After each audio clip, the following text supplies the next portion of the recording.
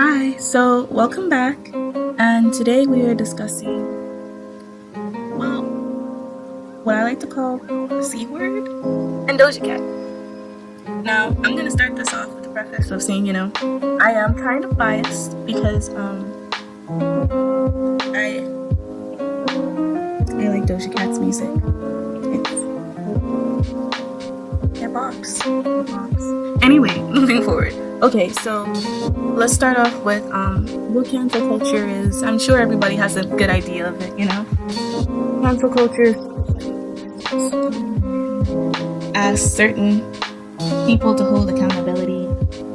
Um, and it was originally well intentioned, but I feel like it has been trivialized by internet culture because it started off as a way of, calling out abuse in any nature, sexism and misogyny, but at the same time, it's just turned into something completely different than what it used to be. And it's kind of ironic how cancel culture is used to fight all these things, but its very origin comes from something that was described as a misogynistic joke. Um, Canceling comes from, well, the first reference to canceling someone comes from the 1991 film New Jack City, where Wesley Snipes plays a gangster named Nino Brown, and in one scene after his girlfriend breaks down because of all the violence he's causing, he dumps her by saying, "Cancel that bitch, I'll buy another one."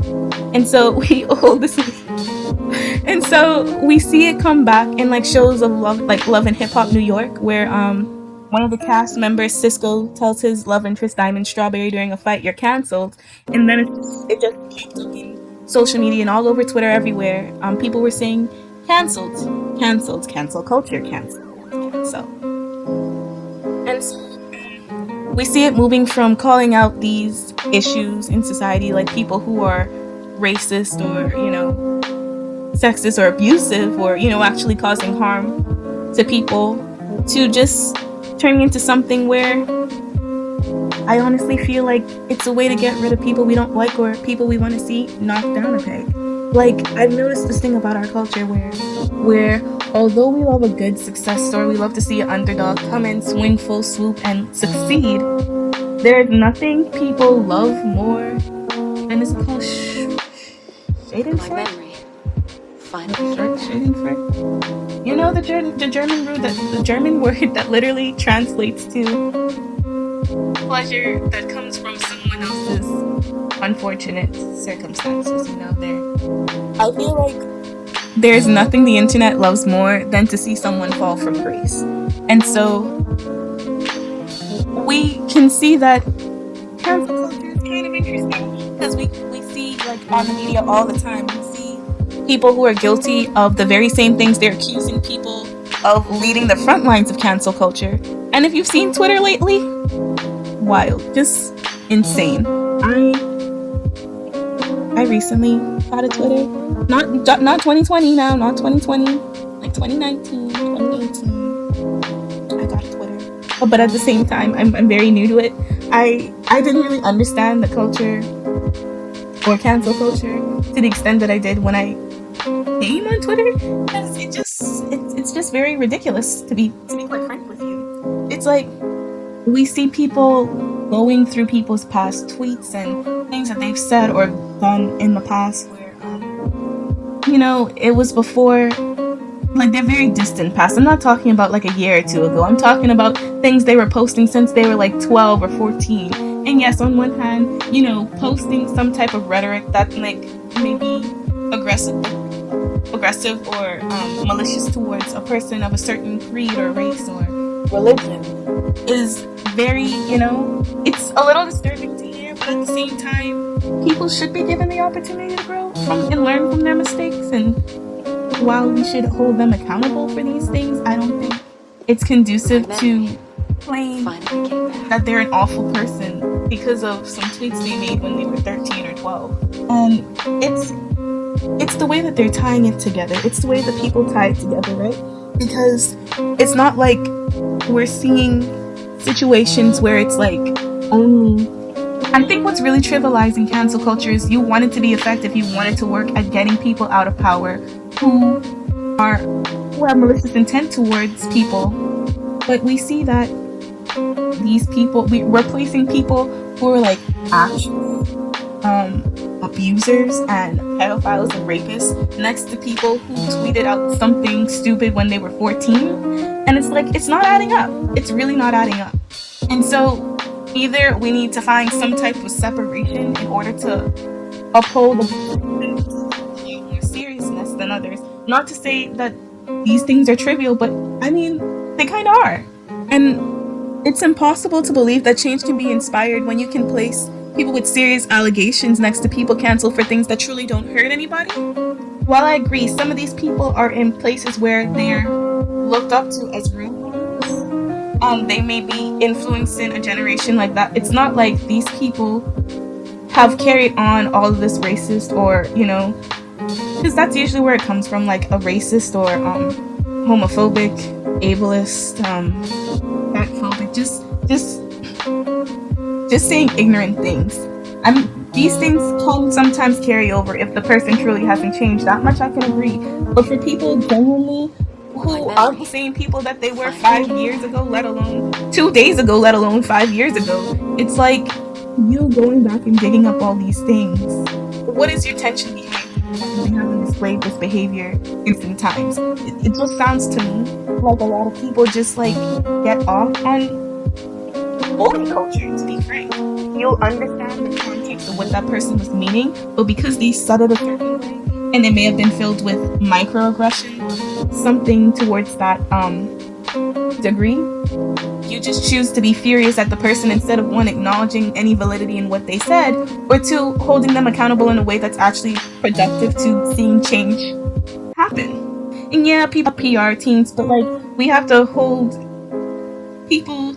I don't know about y'all, but I'm not, to be honest, after this after this situation and a lot of other things that have been occurring, I'm really not holding anybody on a pedestal of being a perfect human being, because guess what? People are prone to human error. It happens. Like, not everybody's gonna be perfect all the time. They're gonna say the wrong thing. They're gonna speak whoa, that's not even what I was intending to say. But now it's too late because the internet is bullying me. And it's like cancel culture doesn't even have like the same type of seriousness when we have these serious allegations. Because on one hand, you have people being like, cancel culture is serious, it works, we're getting rid of all these people, are harming others. But then at the same time, in the other breath, we see people trivializing it to being like, oh, I don't want to call people black because I'm afraid that I'm going to be canceled. AKA bullied into oblivion for not knowing, what to say to somebody. It's all very walking on eggshells, but for what? For what? I don't see the point. When a person is being criticized and is being quote unquote canceled, we see that they have two options. One, apologize and either have that apology, whether it's genuine or not, be criticized for not being genuine, or for it be immediately accepted even if it isn't genuine. And I feel like that itself is problematic, because how can you really inspire change if you bullied somebody into apologizing and they don't even realize the true extent of why their actions could have hurt somebody? Or two, the other option, which many people take, which is silence. Just ignore being canceled until you're not ignored. Because cancel culture lacks longevity. We see that the same people being canceled one week are being praised the next week. And that's when I want to bring in Doja. Now, I want to say that although I do believe that there are occasions where cancel culture is, effective, or that it really does tackle some serious issues, when we look at this situation with Doja, here's my theory. There's only been 2 occasions when Doja has been quote unquote canceled, and it's very convenient when it's been. Now, when Doja came out with her song Moo, and it was receiving a lot of notoriety, and a lot of people were just wondering who this girl was and what type, like what's her spiel, what's she doing? Moo, what the heck? Like, it was a concept cultural reset. I told you I'm a little biased, so you gotta excuse me. But like, when that happened, we saw after everyone personally praising her, not only for her music but like her looks and all these things, we see that a few weeks passed by, maybe a few months passed by, and there's people going on her Twitter, going way deep in her Twitter, looking and being like, oh, she's homophobic. She made some tweets with homophobic slurs. She's canceled. She's done for. Like, how could somebody support somebody who's homophobic? It's so disappointing. Only come to find out that, one, she did eventually issue an apology, and then people then again stated it was half-assed. It wasn't serious. They can't support it because it's a half-assed apology. And then she went on to say that she was, well, to say that she liked both men and women, and that she was part of the LGBT community in one of her lives. And then it disappeared, and then she, you know, continued to climb socially and on the charts, and it's just very interesting that that happened. And someone tried to knock it down a peg, and then we see that cancel culture once again does not work because people still supported her music after the fact, even without people probably being aware that she is even bisexual or pan, because she doesn't really, you know, bring it up often. And so the second time that we see Doja Cat being canceled, it was after her song Say So reached #1 with the remix with Nicki Minaj. And she again got called out for being someone who strips for incels, and she was on chat sites with white supremacists. And once again we see, I remember being on Twitter that day and seeing it go. She had posted something about Lana Del Rey because she said something in regards to a bunch of black artists, or just artists sexualize their body, but a lot of people were like, you named a lot of black artists in there. We feel some type of way about that. And so she went on and she made like some type of joke about it, and then 10 seconds later she was also being canceled for being racist. And so she was very mute after that.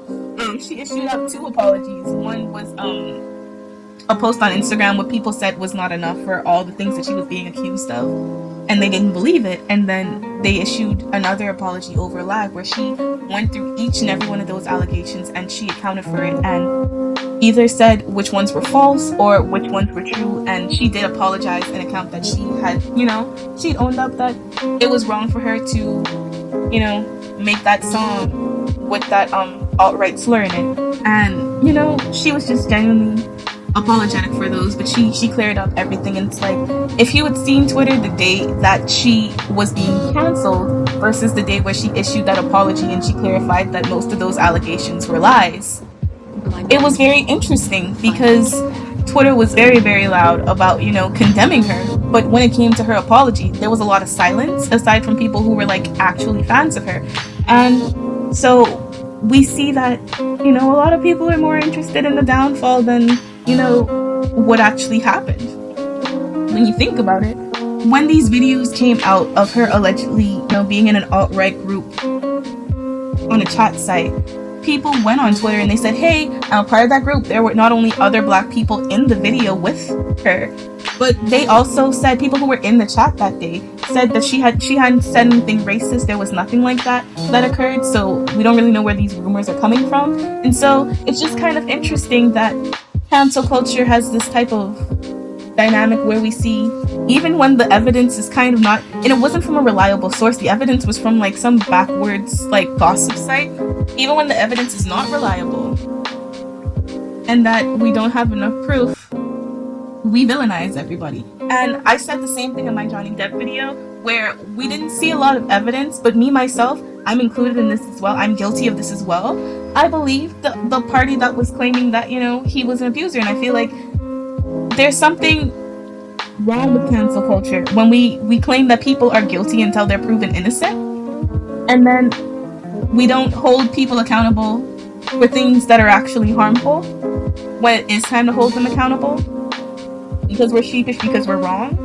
I think there should be like holding people accountable, you know, educating them, not babying them, but being like, hey, what you did or what you said, this is how it could have been misconstrued, or how it could have been perceived by a group. You could have hurt somebody, and that is wrong, and you should hold people accountable that way. But to bully people into apologizing, it's not doing anything, because at the end of the day, they're still gonna make the apology regardless, because they're still needing to, they gotta pay their bills, they gotta pay their rent.